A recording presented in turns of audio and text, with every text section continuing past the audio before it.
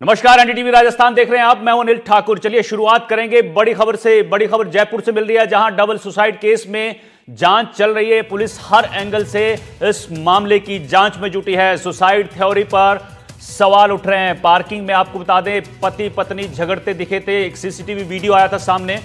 पड़ोसियों ने भी सुसाइड थ्योरी पर सवाल उठाए थे। मृतकों के परिजनों ने हत्या की आशंका जताई है। जयपुर के मोहाना इलाके में शुक्रवार को एक कपल का शव मिलने पर सनसनी मच गई थी। 45 साल के धर्मेंद्र चौधरी और उनकी 41 साल की पत्नी सुमन का शव संदिग्ध हालात में मिला था। पुलिस के मुताबिक दोनों की मौत पहली नजर में सुसाइड का मामला लगती है, लेकिन इस घटना से पहले की कहानी और भी चौंकाने वाली है। मीडिया रिपोर्ट्स के अनुसार सीसीटीवी फुटेज में दंपति को आखिरी बार एक पार्किंग में तीखी बहस करते हुए देखा गया था। मृतक धर्मेंद्र और सुमन के परिजनों ने मामले में हत्या की आशंका जताई है।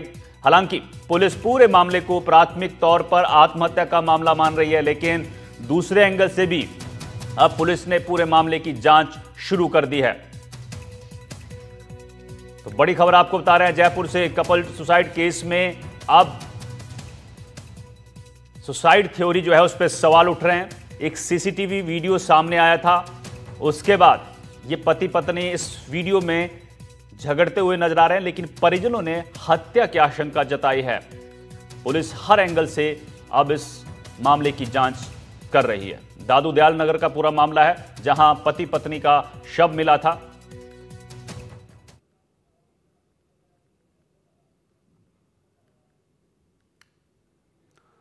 तो सुसाइड नोट ना मिलने से सवाल उठ रहे हैं। पति पत्नी के झगड़े का वीडियो सामने आया है। पुलिस हर एंगल से इस मामले की पड़ताल कर रही है।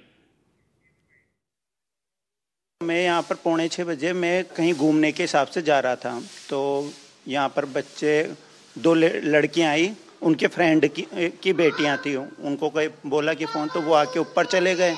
तो वो ऊपर जाके चिल्लाने लगे। तो पहले तो हमें लगा कोई बच्चे चिल्ला रहे हैं। फिर वापस मेरी वाइफ भी जाने के लिए, मैं बाइक के लिए वेट कर रहा था, तो वो आई तो वो सुसाइड कर लिया, पसीने में लथपथ हो रही थी।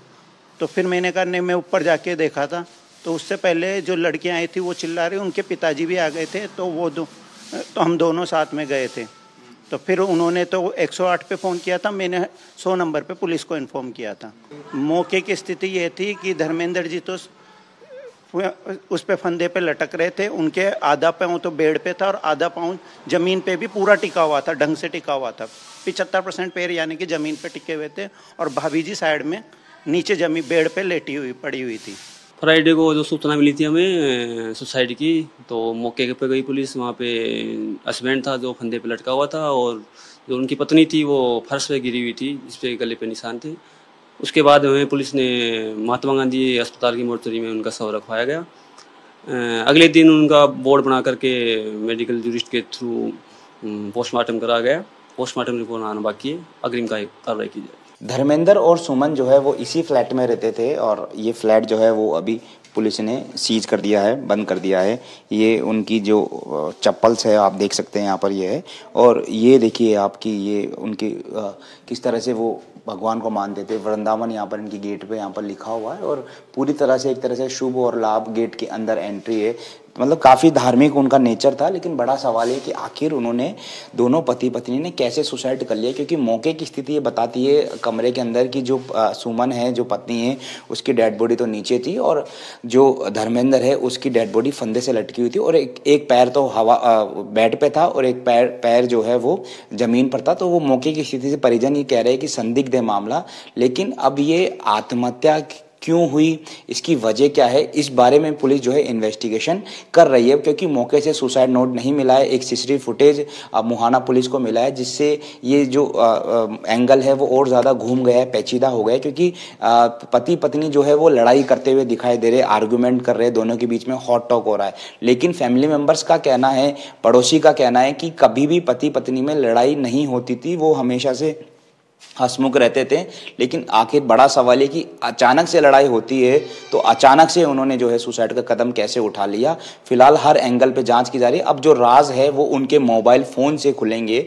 मोबाइल फ़ोन जब पुलिस या एफएसएल टीम देखेगी तो उसमें उनकी पुरानी चैटिंग्स आएंगी, क्या वजह रहती थी कि अक्सर जो है वो पति पत्नी जो है वो लड़ाई करते थे। क्योंकि पति पत्नी अमूमन लड़ाई करेंगे तो वो बात जो है वो घर तक, फैमिली तक, पड़ोसी तक ज़रूर पहुंच जाती है, लेकिन वो बात नहीं पहुंची। तो ऐसे में क्षणिक हो सकता है, क्षणिक एक लड़ाई हुई हो और क्षणिक ही जो है वो ये कदम जो है स्टेप उठाया गया हो। उनकी 2 बेटियां भी थी, 12 साल की और 8 साल की। फिलहाल वो भरतपुर अपने गांव हैं, तो दोनों तो चले गए, लेकिन उनके पीछे जो उनकी बच्चियां है वो परेशान है और उनका रो रो कर बुरा हाल है। परिजन का आरोप है कि हत्या हुई है। बहरहाल हर एंगल से अब मुहाना पुलिस मामले की जांच कर रही है। पुलिस ने दावा किया है कि जो भी इसके पीछे वजह है उसका जल्द खुलासा किया जाएगा। सहयोगी जसराज के साथ दीपक चावला, एनडीटीवी, जयपुर। दीपक चावला हमारे संवाददाता जयपुर से इस खबर पर ज्यादा जानकारी के साथ जुड़ गए हैं। दीपक, एक ऐसा केस जो उलझता ही जा रहा है, इसकी गुत्थी जो है सुलझ नहीं रही है, उलझती जा रही है। एक वीडियो सामने आता है, उसके बाद और भी ज्यादा ये टफ हो गया कि हुआ क्या। परिजन हत्या की आशंका जता रहे हैं, पुलिस पहली नजर में सुसाइड केस बता रही है, लेकिन जिस तरह से पड़ोसी और बाकी लोग कह रहे हैं कि उनके पति थे, उनके पैर जो जमीन पर लगे हुए थे, क्या लगता है किस तरह से अब आगे जांच बढ़ेगी? पुलिस का क्या कहना है और वहां से ग्राउंड से क्या चीजें निकलकर सामने आ रही हैं? देखिए, बिल्कुल देखिए, इस पूरे मामले में जो मामला है वो हो सकता है क्षणिक हो, यानी कि पति पत्नी का विवाद और झगड़ा तो लंबे समय से नहीं था।